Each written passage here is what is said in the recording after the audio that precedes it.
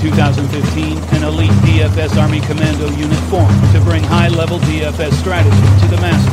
Today, hated by DFS sharks and lineup sellers alike, they continue their quest to turn dope into DFS pros.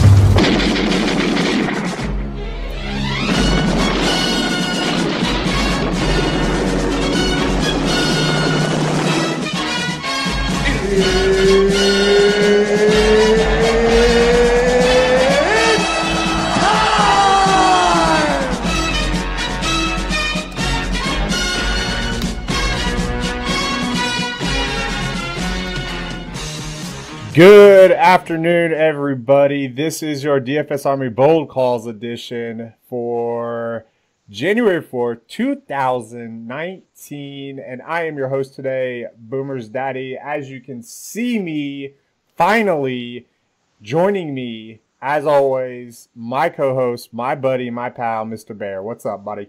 What's up, Keith? How are you? Oh man, it's a good day in the neighborhood when we get to show people our lovely faces. Indeed. Yeah, it's something I've been working on for about 2 weeks now, and it's just another platform to kind of reach a lot of people. People can get the show a little bit sooner. They can kind of see exactly what our facial expressions are when news hits, all this good stuff. It's a little bit more personable, and it allows us to have a lot of fun, to kind of give the people a little bit more insight on, you know, how we react to not only what we say to each other, but what what kind of goes into the back scene of our show day in and day out. So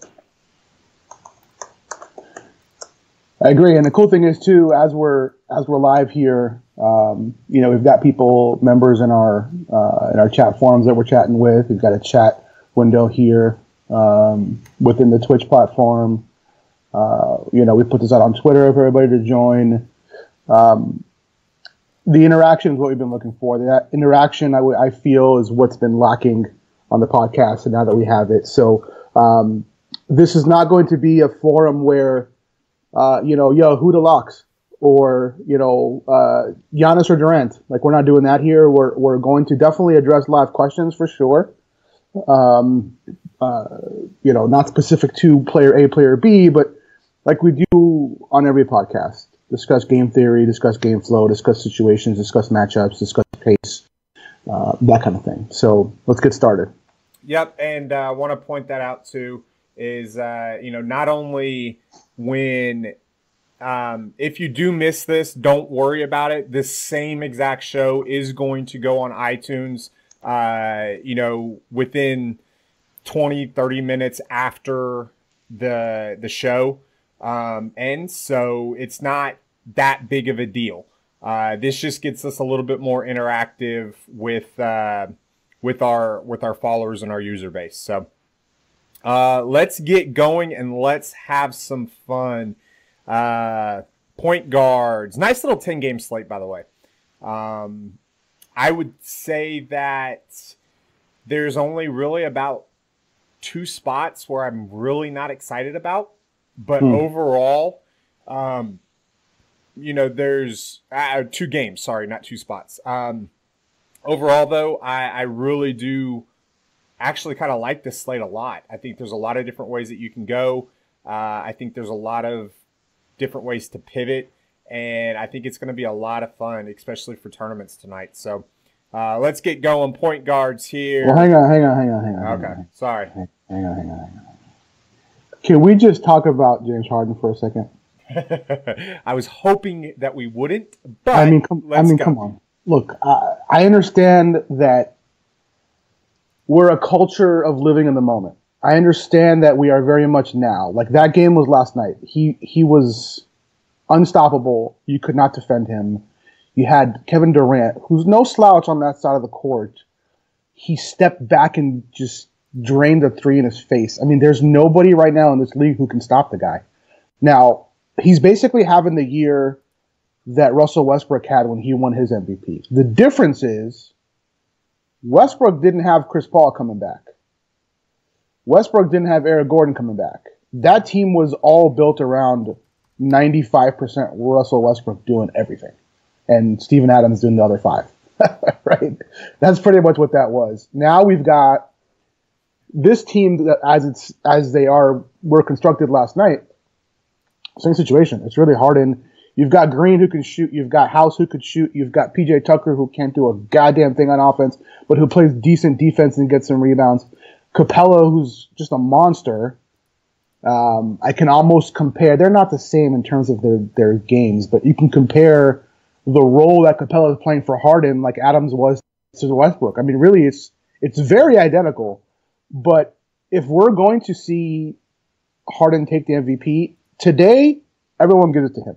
Because, like I said, we're a culture of the moment. Right? That game was last night. Everyone wants to give it to him. And after last night's game, he deserved MVP of January 3rd. Like, there's no question about that. But I need to see that when Chris Paul comes back. I need to see that when they're climbing the standings. I need to see that when they beat more than just the Warriors one time. All the above. And I also need to see less from Giannis Antetokounmpo.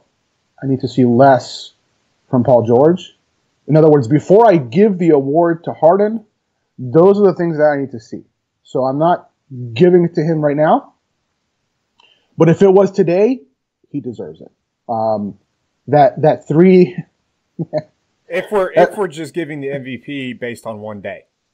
Well, no, up to this point in the season. I would disagree with that. I know you would, because Paul George is playing better on both sides of the court. But the way that it's perceived, I would still give it to Giannis first.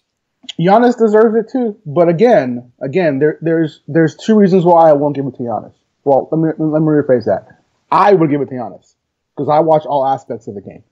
But there's 2 reasons why the public / media won't give it to Giannis. Reason number 1, he's in Milwaukee. It sucks to say. I love Luce a lot in his hometown. But the reality is it's in Milwaukee and it's not sexy, quote unquote. Second reason is... But they've got the best record in the NBA, though. No, I don't spite that, right? I don't doubt, I know that. But it's not the sexy play. And that's kind of what the league and the media wants, is for a sexy play. Harden, Kevin Durant, LeBron James, the names that we all know is who they want to give the award to. Anyways, the second reason is, and we were talking about this in the coaches chat earlier, and I'm sorry, but it's the reality. When the game is on the line and you need a bucket, they do not draw up the play for Giannis. So it's going to hinder him in that race, because you can't say the same about Harden. He's getting that damn ball. You can't say the same about LeBron. He's getting that damn ball. You can't say the same about Paul George. He's getting the damn ball. These guys are all getting the ball. Tie game, 10 seconds left. They're not ISOing Giannis. And that hurts him. Again, I don't think that that's a reason, to not give him the award, but it's going to hurt him. Yeah, I think my stand on this is pretty much this. If you're giving the MVP to a guy that's had an unbelievable month, based on that unbelievable month, 6 weeks into the season, that's fine. But I don't think the last 4 weeks can discredit what the first 6 weeks of crap that he put together as far as the MVP. Now, with that said, if he continues to do what he's doing through the All-Star break, through the middle of March, yes, no doubts in my mind that he will get the MVP. You have to. You got to give it to him. So, right now, I've got him 3, and it's only because of the state of the fact that I feel like Giannis and George have had better seasons up to this date. Maybe not the last month collectively, even though Paul George has had an unbelievable month. But overall, collectively, they've had better seasons on both sides of the ball. And the fact that we don't know how long LeBron's going to be out, so he can't be in my conversation right now. and we don't know. And Kawhi just started playing back-to-backs, so he's missed a lot of games already. So that's my thing. As we sit 8-10 weeks into the season, that's where I stand. It's Giannis, George, Harden, although that gap between George and Harden isn't as large as I'd like to think. Now, I'm not naive also. I also know that Paul George is not going to finish in the top 3 unless something drastic happens and he continues to put up these numbers. But as of right now, I feel like Giannis and George have had better overall seasons, not only on the offensive side, but the defensive side, and their teams are winning. So, like, it's taken a 12-1 run for the Rockets to pull out of the cellar of the Western Conference. Yeah. Yeah. So, that's my whole stand there. But I agree with you on every other point. Every other point, I totally 100% agree with you. So, we good on that?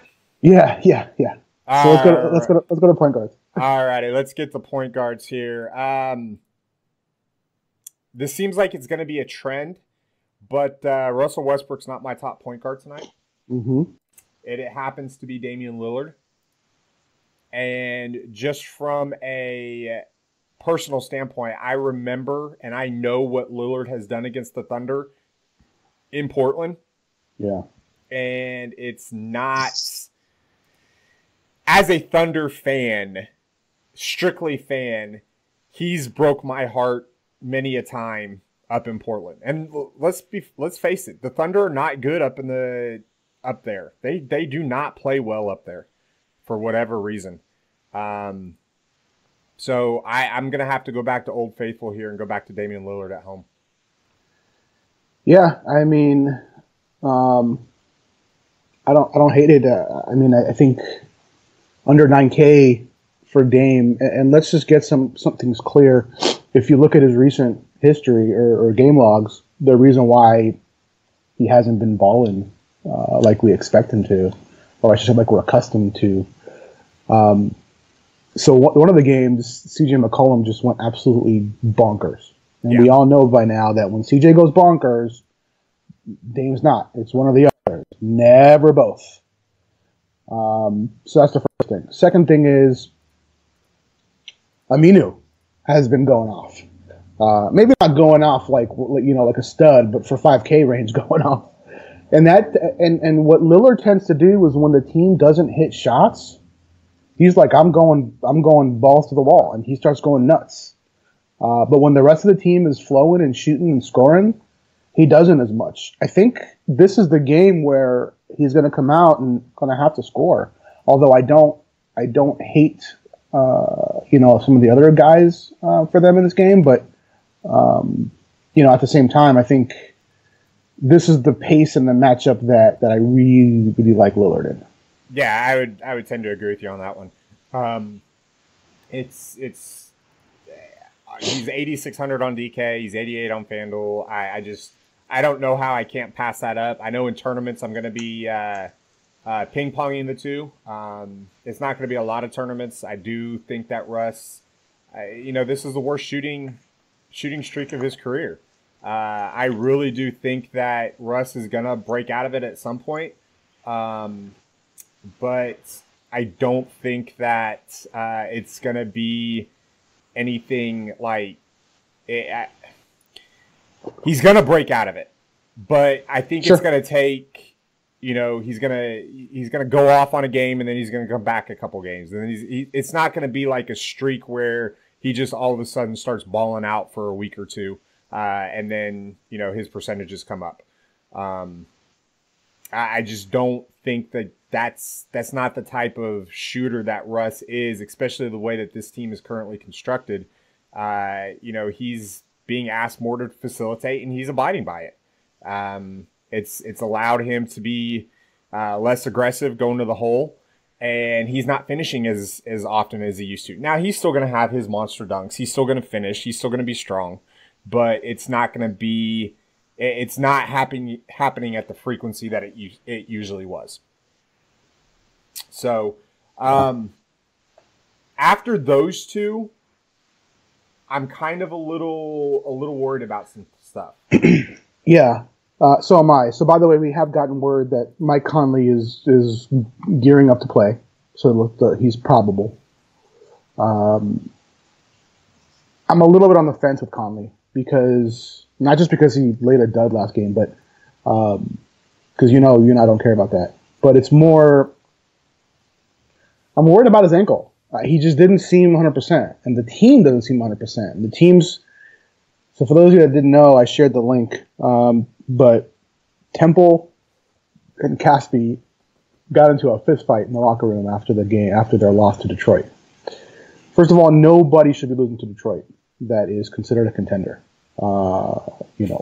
Let's just be honest here. So, having said that, they did, and they had a pretty serious, what do they call it? Players meeting. Yeah. And got physical. Look, guys don't want to lose. When you're at this level, you're not there to just collect your money. You're there to win. And when you lose to a team like Detroit, who started off well but has been pretty much crap ever since, it's not going to go over well in that locker room. And so, right now, I'm a little bit concerned about the team. Now, on the flip side of that, Derrick Rose questionable. On the flip side of that, maybe it wakes him up. Frankly, most of the time it doesn't. Just to put it out there, most of the time it kind of carries over for a few games. But it's concerning for me with Conley. Yeah, it is with me too. I just don't know how a lot of what they want to happen doesn't kind of take a little bit of time to get back into it. First off, Omri Caspi should not be going after Garrett Temple on any aspect. But with that said, tempers run hot sometimes, especially when you're struggling. I think part of it, that was part of the reason why we saw the Justin Holiday trade yesterday. They need to get some more wing help, and that's going to help. Yeah. Absolutely. Think of what you want to about Justin Holiday. He's having a career year. It's not like, elite level, but it is Justin Holiday. He's turned himself into a good two-way player in the NBA this season. So that's just kind of one of those situations we're going to have to watch. After that, it's a little bit of, kind of pick and choose on who you want. I've got a little bit of interest in LeVar Ball. I've done again? That twice. I did that twice again now. I got a little bit of interest in Lonzo Ball, but I'm a little worried that it's more of a Brandon Ingram game. It depends to me what Kyle Kuzma does. As far as I know, Kyle Kuzma is going to play, but leaving with a back injury the last game is a little concerning. So we're going to have to watch that. It's very concerning, by the way. Very concerning. So Ricky Rubio has a little bit of interest, but I also have interest in the way that Dante Exum's been playing, and he's a lot cheaper in the same matchup and still going to get run. And if this game gets out of hand, he's going to get more run. I don't predict blowouts, but I'd much rather go to Joe Ingles if I'm going to pay, or a Rudy Gobert if I'm going to pay over $4,500 for a guy. I will have some exposure there. Let's talk about the Milwaukee-Atlanta game a little bit here. Mm-hmm. Eric Bledsoe. Now, when I was on Middleton, I think it was last week, Bledsoe went off. When I went to Bledsoe last week, Middleton goes off. I'm not 100% sure what I want to do here. I can't deny the matchup. Yeah. But I've got Terry Rozier sitting there at 6,100 on FanDuel. I've got Dennis Smith Jr. sitting at 5,400 on FanDuel. I got Spencer Dinwiddie sitting at 6,400. And I'm not 100% sure that it's going to be a Bledsoe game, even going against Trae Young. And 7,200 for me on today's slate seems like a little bit too much to pay. It is. For a guy where I can go get cheaper options that could probably match his point production, if not outproduce him. Yeah. Yeah, it's hard to disagree with that. Especially when he's got Giannis who could just take over at any point. He's got Middleton who could just take over at any point. You're seeing Brogdon take a lot of shots and be really aggressive offensively. I mean, there's a lot of reasons to be concerned there. So I'm with you there. Yep.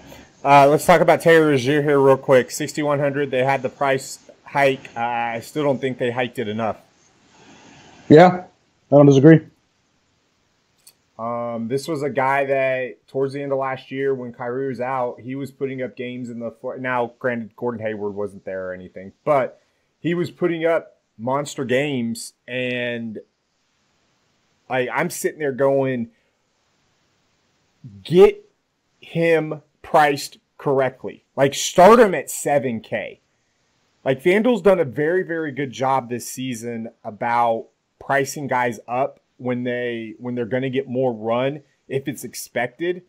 But Terry Rozier at 6,100 still does not seem cheap enough or expensive enough, especially going against Dallas at home. Yeah. Yeah, no, it's hard to disagree. I mean, like I said, going against Dallas, there's no one to guard him. I mean, and we know when he starts, he's beyond trustworthy. I read the quotes from Brad Stevens, like, we've known that he's what's the term? When he starts, he's been reliable. I trust him, and when your coach says I trust him, you're going to get the minutes. I mean, come on. So, yeah, I agree. Even at that price, he's still very, very intriguing. You said you have interest in Rubio. Do we know what it was that was it a hamstring? Left foot soreness. Yeah, interesting. It was just something that was weird. Interesting. You think it was just more like a rest thing? I want to think that it was. They rested him, and that allowed, Dante Exum to kind of assert himself into that backup point guard role like we thought it should be. Yeah. It's just with Rubio, it's never been about the talent of being able to pass the ball, of being able to lead an offense. It's whether his shot's falling. He's having a career year from the field, and this is the matchup where, like, you could see him doling out 12, 13, 14 assists. Now, I also think that one of the downsides to Rubio is the way that Donovan Mitchell's playing right now. He's kind of fallen off, his from the field and his percentages as well. And it makes it to where he's not getting all of that assist upside that he normally would. It's helped that Joe Ingles is playing better, that Derek Favors, like, he's able to lead this offense. We've never questioned that about him. It's always been his shot. Yeah. Which is why he's up to 7K right now. And it's statistically, it's the best matchup on the board tonight, which is why I not only have interest in Rubio, but Dante Exum as well. Yeah, I like them both too. There's another guy that we should talk about. Doesn't get the best matchup, but there's going to be three guys that, given yesterday's trade, I have a lot of interest in now. And they're all both. And the first one is going to be Chris Dunn. Now, Justin Holiday, not only was he a big-time player, but he was a big time defender. I mean, he did a lot for them on defense. And that kind of allowed Dunn to not have to be that defensive stopgap. Yeah. So now he kind of is. So I'm seeing an elevated steals upside. I'm seeing an elevated, shots, because it looks like Hutchinson is back, and he's going to step into that small forward role that Holiday played. And so you're going to have Dunn, you're going to have Levine, who's probably a shout out to the top of my list now. You're going to have Hutchinson, Markkanen, and Carter Jr. So those three offensive guys, even though Dunn is not known to be an offensive guy, but he's a scorer. Excuse me. Shoots up for me. So it's going to be Dunn, Markkanen, and Levine are all now basically the three-headed monster on offense. Hutchinson's not much of an offensive guy. Carter's not that much of an offensive guy. So the offense is now going to run through those three. So we're on point guards. So Dunn, for me, I'm very, very interested. Again, I said I don't like the matchup. Indiana's a good defensive team, at least in the backcourt, with Collison and Depot. But he does get the boost. The question is who's Depot going to see more of? Is it going to be Levine or is it going to be Dunn? Oh, it's going to be Levine. Okay. Well, then that means you automatically pivot to Chris Dunn, and I love that.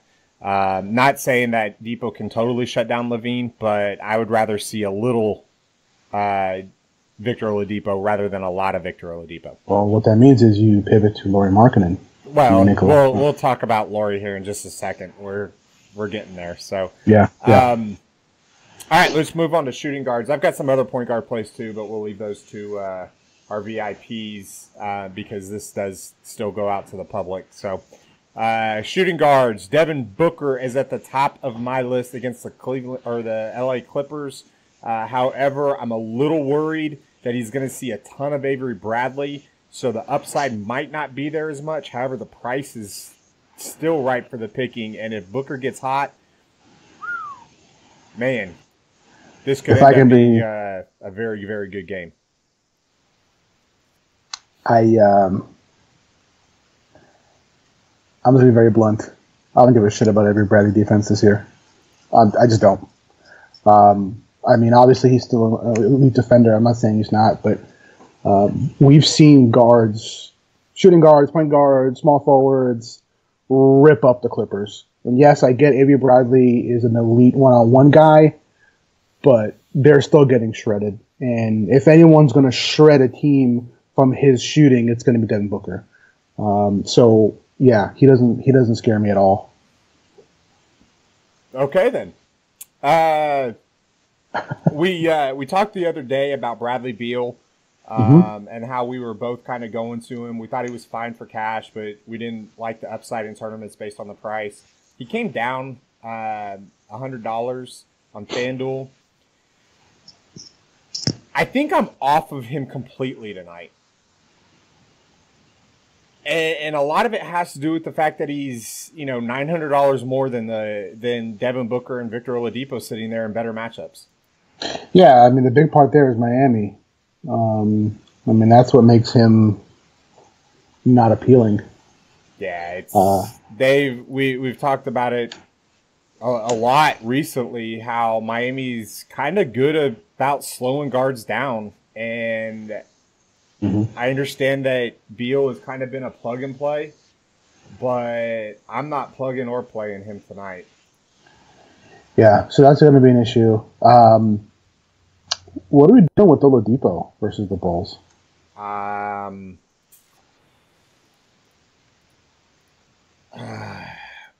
don't know. Mainly because I think in tournaments, if you want to try to play the ownership card and pivot off of Devin Booker, who's going to be, 2-3 times more, you can on FanDuel. He's at the same exact price. Yeah. He holds a little bit more steals upside than Booker does, but he's also not as prolific of a scorer. He hasn't needed to be with the way that Miles Turner, Thaddeus Young, and Domantas Sabonis have played. I don't think I'm going to have a lot of exposure to him. I can see the reasonings why you might want to pivot to him in tournaments to get the ownership in case, in case the unforeseen happens where Devin Booker goes out and lays a stinker. But that's kind of where I'm sitting there. Him and Donovan Mitchell are kind of in the same boat with me today. I have interest, but I'm not going to go out of my way to make sure that I have exposure to him. If it happens, it happens. If not, then, I'm okay with that. Yeah, so, man, can I share? Yeah, I can. I'm going to share a link in the chat. This is freaking blasphemy. Absolute blasphemy.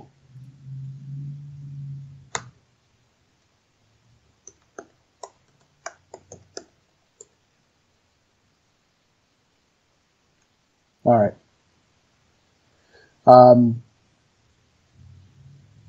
So yeah, I'm with you on that. I'm with you on a lot of that. Oh, that's why it's blasphemy. Okay. I mean, are you freaking kidding me? It took me a second. Like, dude, you shouldn't be allowed to have Twitter ever. In his and the guy that retweeted its defense, he's the Magic beat writer, but he didn't come up with the tweet. I don't give a shit. I don't give a shit. You see something like that and you retweet it? Like, really? Do you know who those two guys? Not just Kareem, but do you know who the other guy is? I mean, those are like. Are you fucking kidding me? Oh man! I love Vooch. I do. I play him a lot, but dude, like you deserve to be beat the fuck up. Sorry, pardon my language, but you do. Anyways. Oh man, back. Let's reel this back in here. I like Chris Middleton tonight. 7,400. I would rather play him over Donovan Mitchell, I think, right now. What are we doing with Doncic?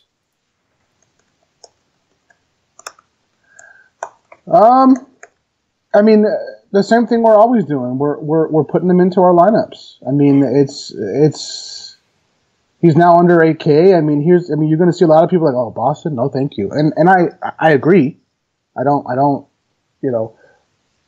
We don't usually target guards versus Boston. This kid's special. I mean, he's just different. Like I saw him cook Drew Holiday when Drew was grilled to his butt, and behind the back, step back, it didn't matter. So this is a 19-year-old kid. I mean, I don't know what to say. He's not really scared. He's not really scared of anyone. No, all we got to do is just say what we need to say, and he's not from this planet. He's not from this planet. Yeah.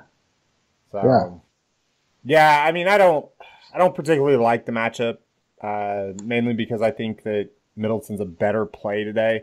I don't mind it in GPPs. He can definitely go off. I would say that Marcus Smart is a better defender than Drew Holiday. So maybe the upside isn't as limited, but if you want to take a couple shots, if you're making multiple lineups, then I'm all for it. I want to take my L right now on Andrew Wiggins against Boston. Yeah. Mm-hmm. He had a good game. I'm not chasing it, and I will stand behind that call. I'll take the L, but I'm still saying that the process was right on that. It was, and I mean, look, it was a season high. Like, I mean, it's not something that he's been doing all year. Like, a guy scores 31, whatever it was, and that's the highest he's scored by a long shot all year. I mean, it's fluky, so I'm okay with it. Yeah, I don't mind it at all. Okay, let's talk about talk about Josh Okogie. He's 3,800. He's cheap. He's, again, projected right around that 24 mark. I didn't get to watch a lot of that game. I think that a lot of it had to do. I want to go back and watch it, but I think that a lot of it had to do with the fact that Wiggins was going off.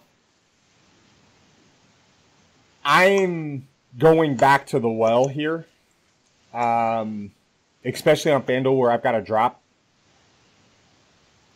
Yeah.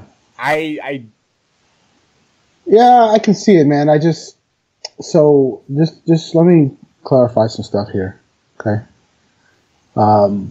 Last slate, two nights ago, I was very clear to point out that Okogie was the right play in cash games because he was going to be 50, 60% owned.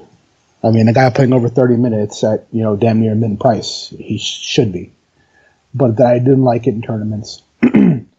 And we saw exactly why. Number one, if they're struggling offensively, yes, he'll try to get more aggressive. But if literally anyone else is not struggling offensively, they come first in terms of their, who eats.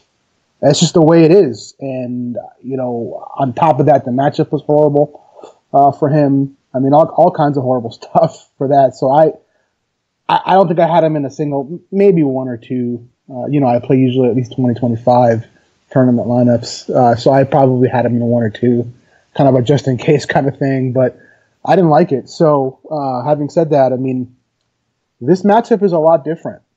Not that Orlando has been poor defensively, at least not, not with Fournier and even Augustine.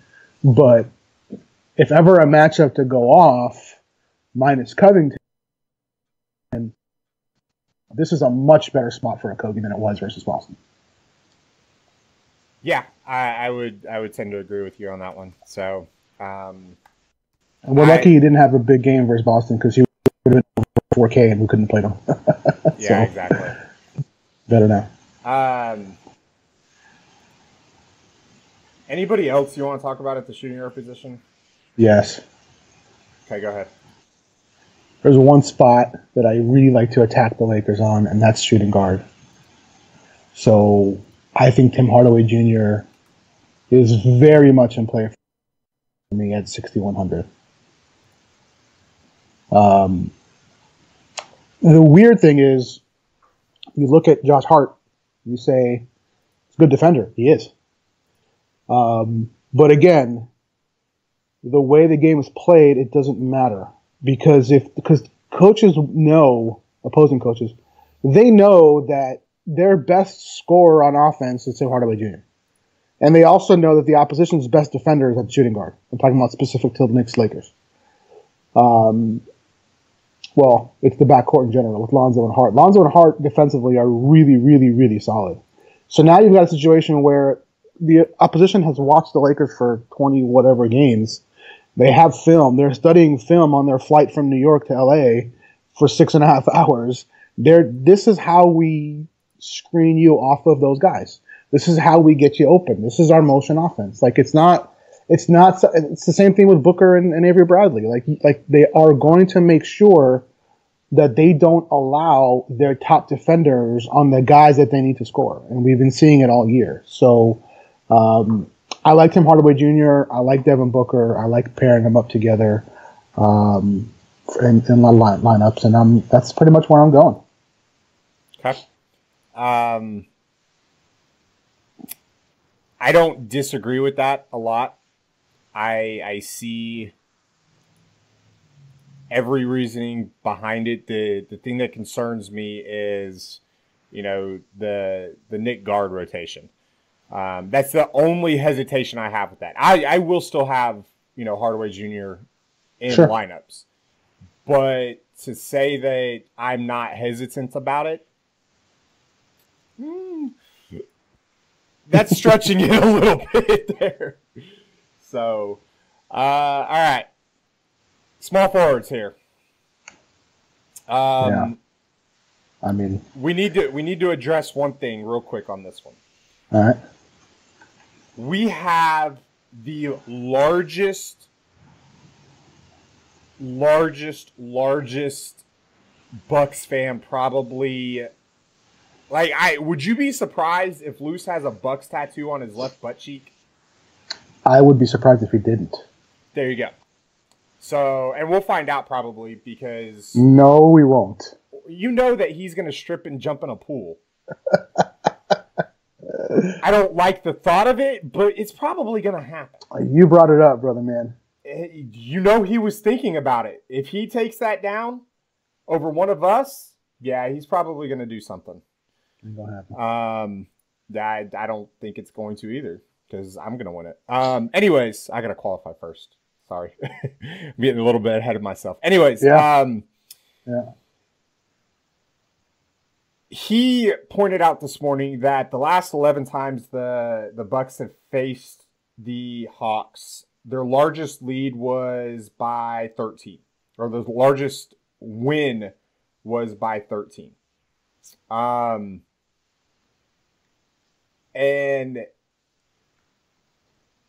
Or the largest win overall was Atlanta by 13. And the last 10 times they've played Atlanta, the largest win by Milwaukee was 11. This spread's at a 13. Now, can this game blow out? The answer is obviously yes, it can. You're talking about one of the best teams in the NBA at home against one of the worst teams in the NBA. Is it likely to blow out?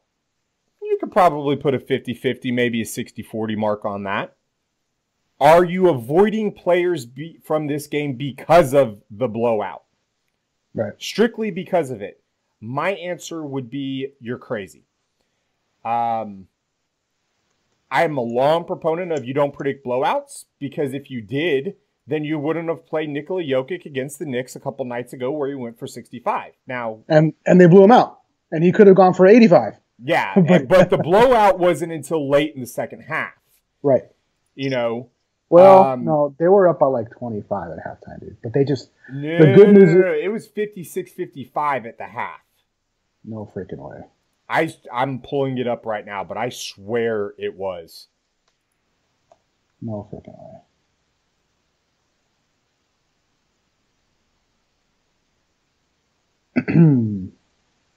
There it is. At the half, because early in the third quarter, the Knicks were actually up by 3.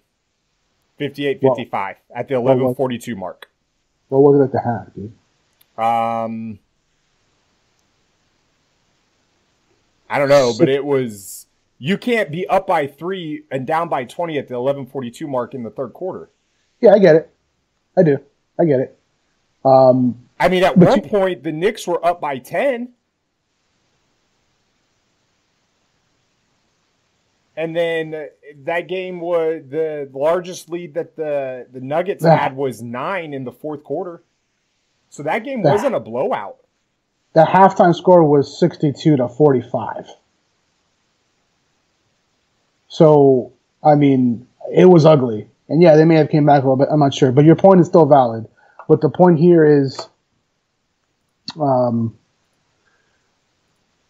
you definitely can't avoid good spots because of the blowouts. And like you said, we've seen that the Hawks actually play the Bucks fairly well.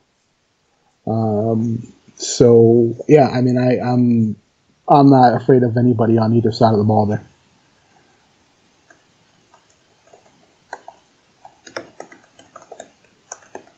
Yeah, it's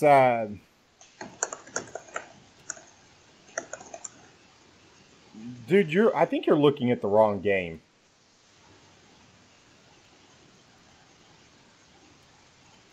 Because I had 56-55 at the half. 30 plus 32. 32 plus 24.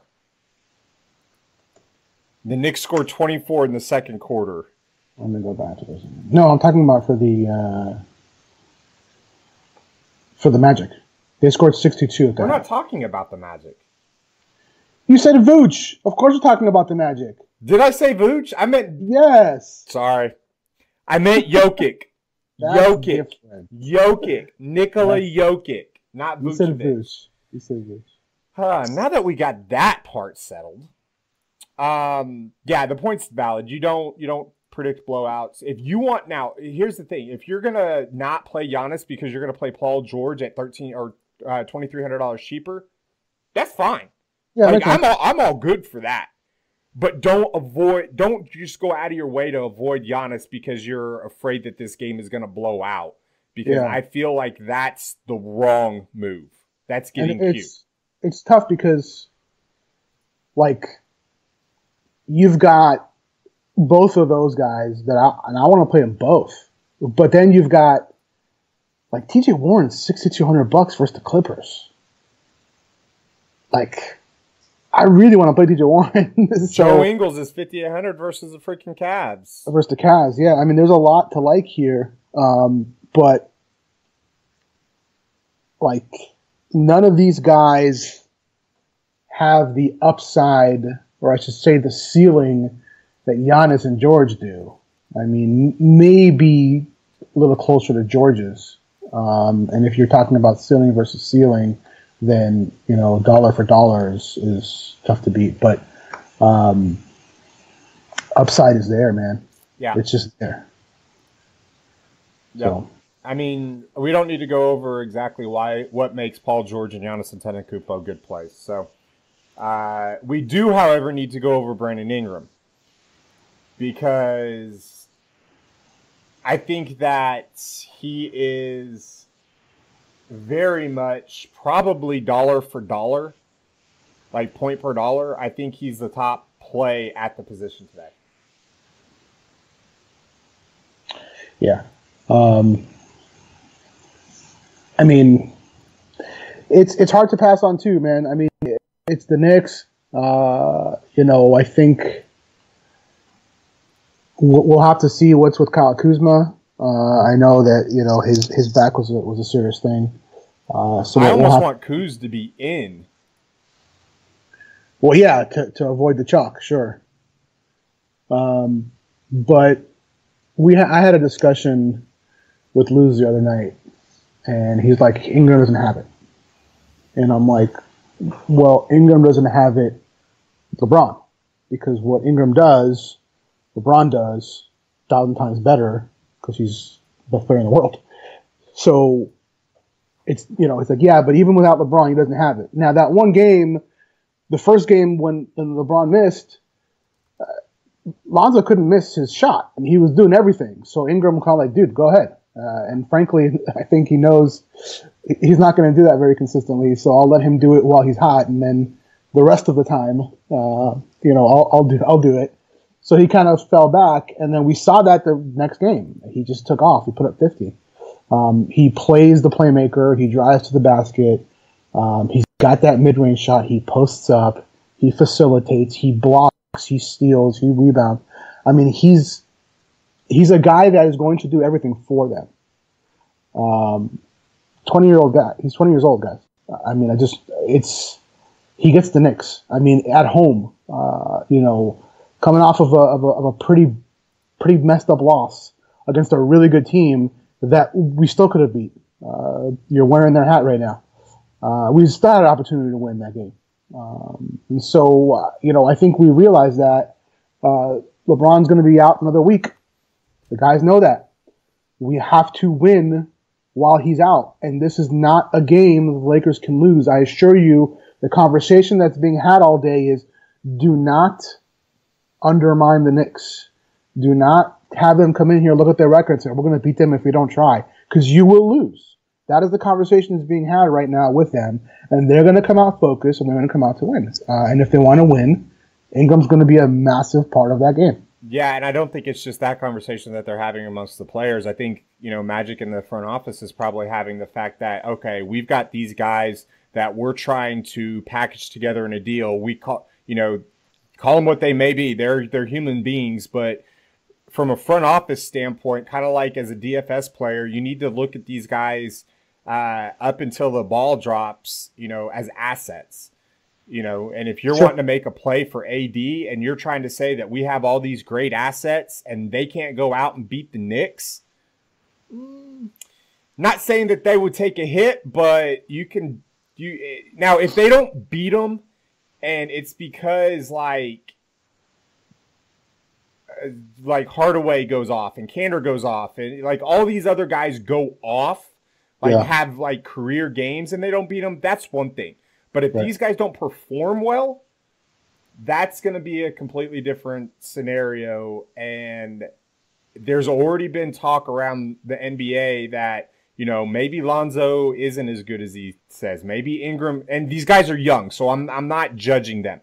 But that there's talk, especially when you're talking about packaging these guys together in a package for a guy like Anthony Davis.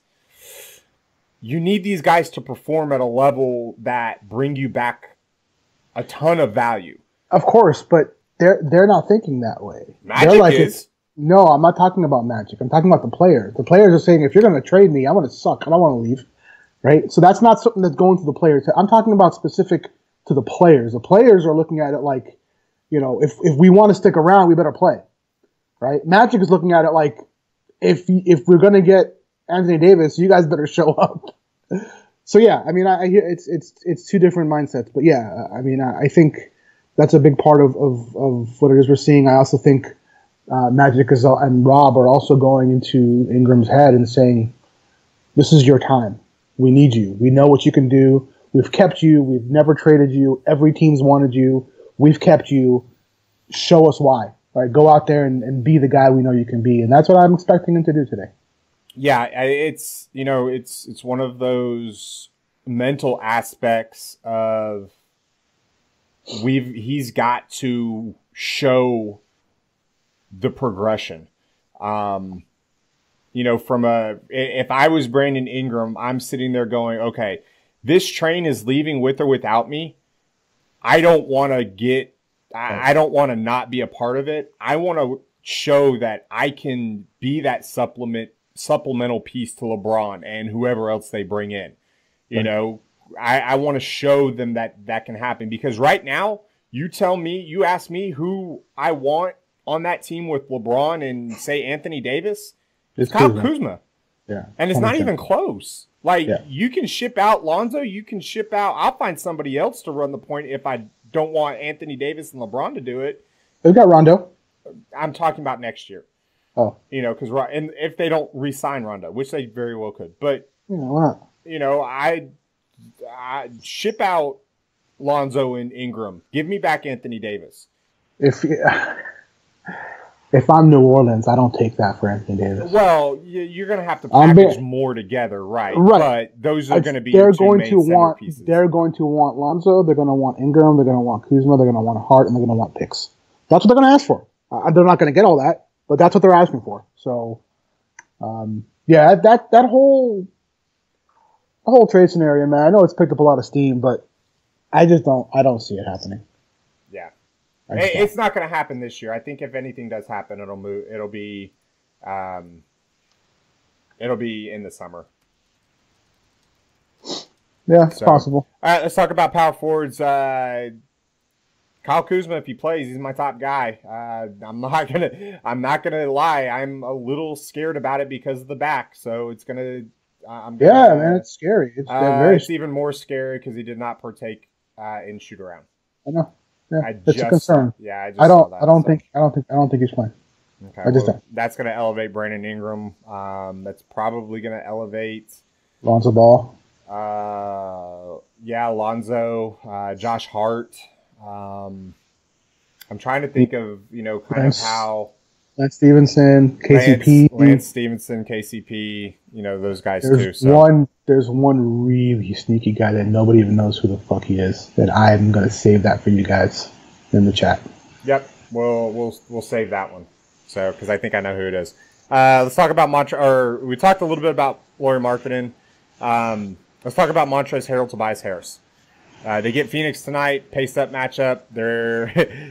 FanDuel got sneaky. They sneaky. Yeah. They're the exact same price. Yeah. Which one do you want? Man. I mean, I want the guy that's going to play more, so I'll go with Tobias. I mean, obviously, I like Montrezl a lot too, but it's a tough choice. I mean, really, they can literally both go off, and they go off in different ways. Montrez is blocking shots and getting rebounds and dunks, and Tobias is shooting from the perimeter and driving to the paint. But it's a tough decision. I mean, I obviously like Montrez because he'll play center a lot, and Ayton just doesn't defend yet. He'll get a lot of really easy looks. And if I am playing Montrez, I'm pairing him with Lou Williams. That's how I do it. So yeah, I mean, that's what it is. Yeah, it's okay.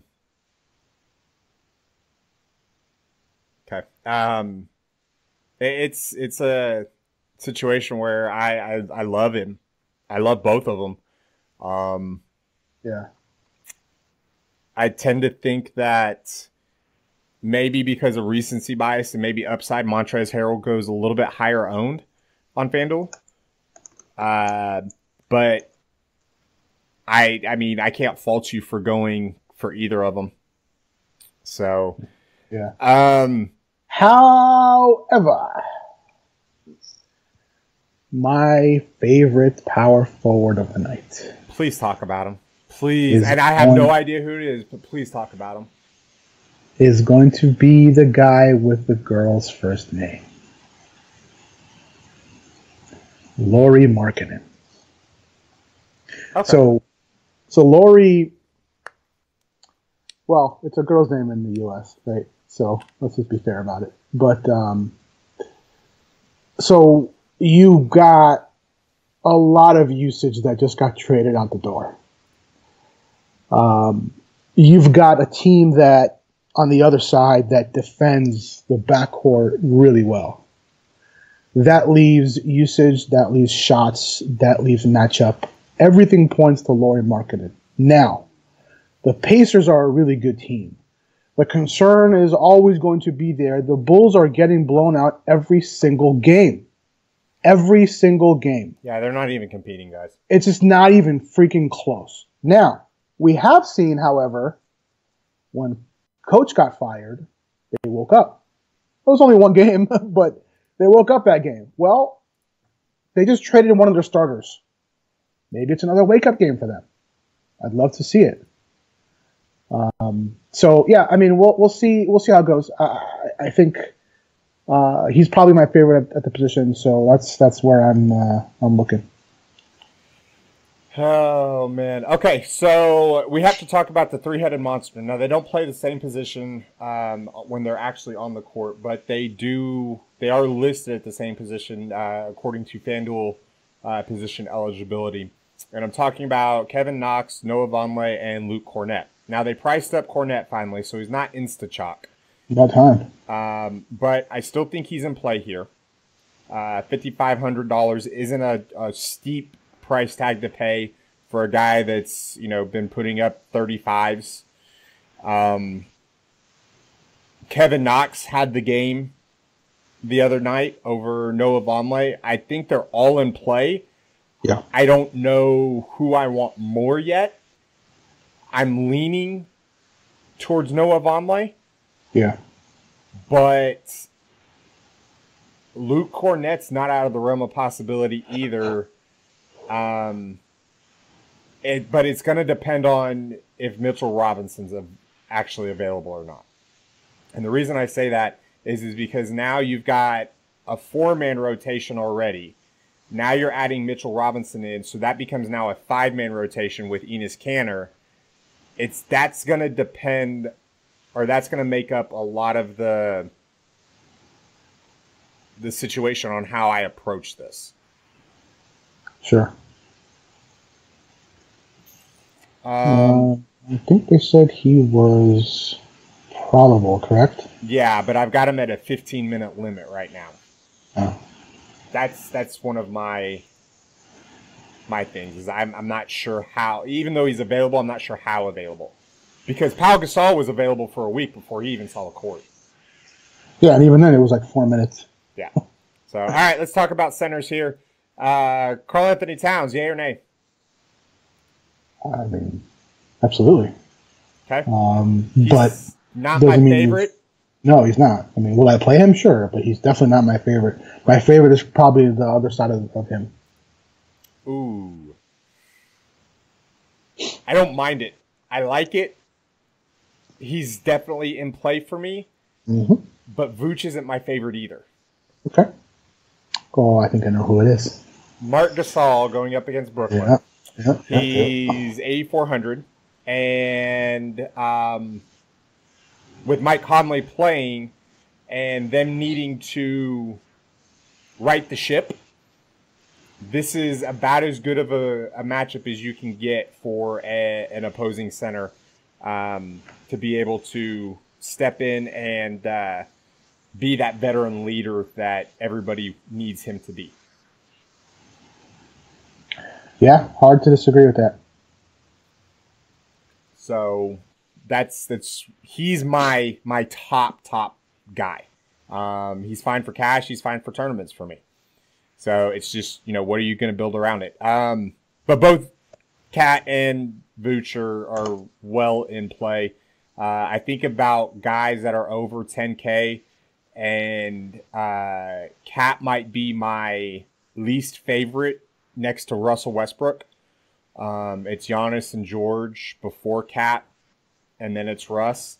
But, he's 10K for a reason. He's got the matchup for a reason. And I do like that game from a center standpoint. You know what guy I like today? Now I'm still gonna have to do some more digging, but one guy I really do like today, you'll never guess. Never guess. Let me guess.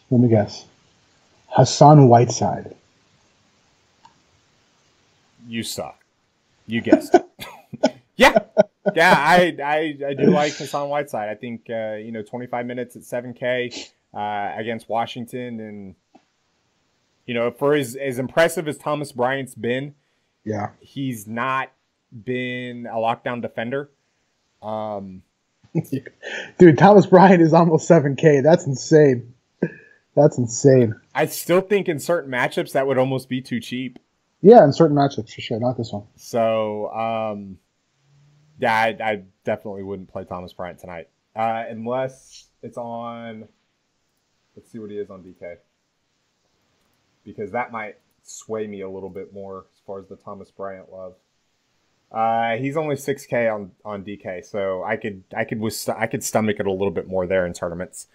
Yeah, I mean, look, we know that what Hassan can do when given the minutes, and I think this is a great matchup for him. He's a tournament play only because the minutes are so inconsistent. But it's definitely somebody that I'm looking to. He's 1,000 less than DeAndre Ayton. He's 1,300 or 1,400 less than Marc Gasol. I kind of like it. Yeah, no, so do I.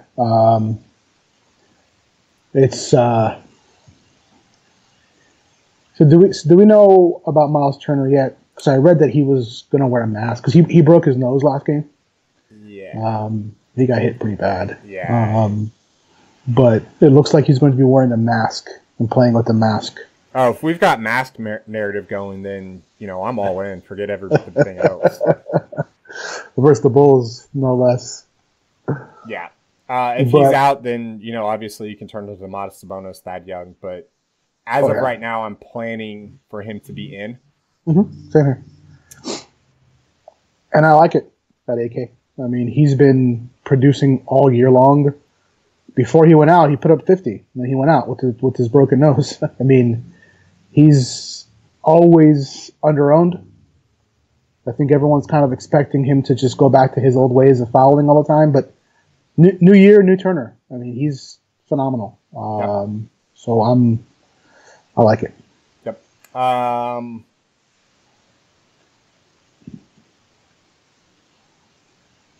trying to look and see here.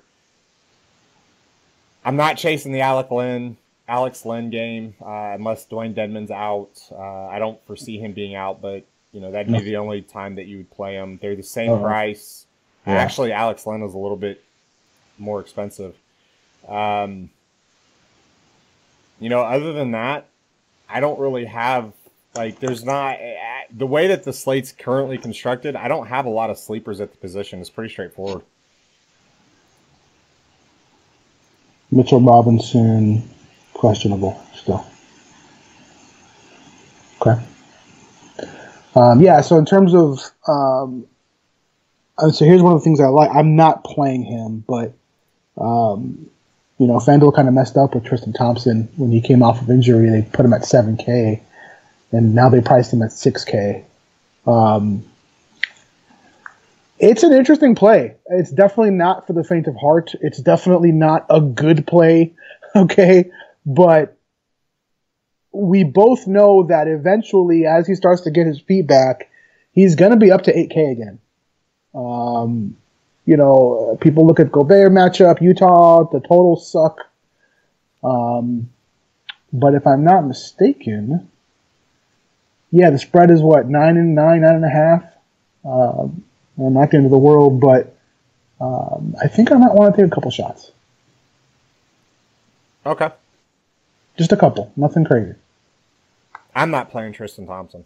Oh no, I knew you wouldn't. That's not my kind of play when it comes to. I'm not playing a guy in his second game back coming off of injury, going against Rudy Gobert, in Utah. So it's just not my kind of play. I'm a little off on that. So I see everything surrounding it and I get it, but that's a you thing. That's not a me thing. Yep. So anything else before we get out? There was one more here that I was looking at.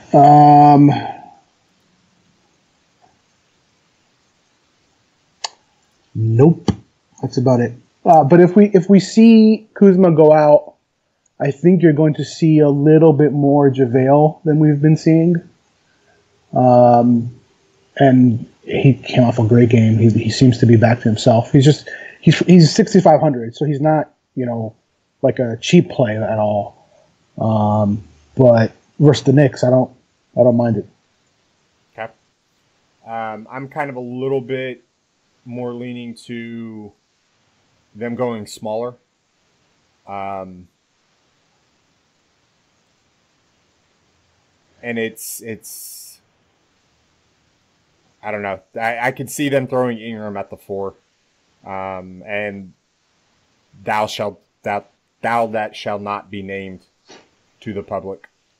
Yeah, it could be. All righty, guys. That's going to do it for us today. Hope you guys enjoyed the live feed. We're going to be doing a little bit more. It's going to get better as we go. Still working out some of the, not kinks, but some of the little things that I want to add into this. So, Bear, it's been good.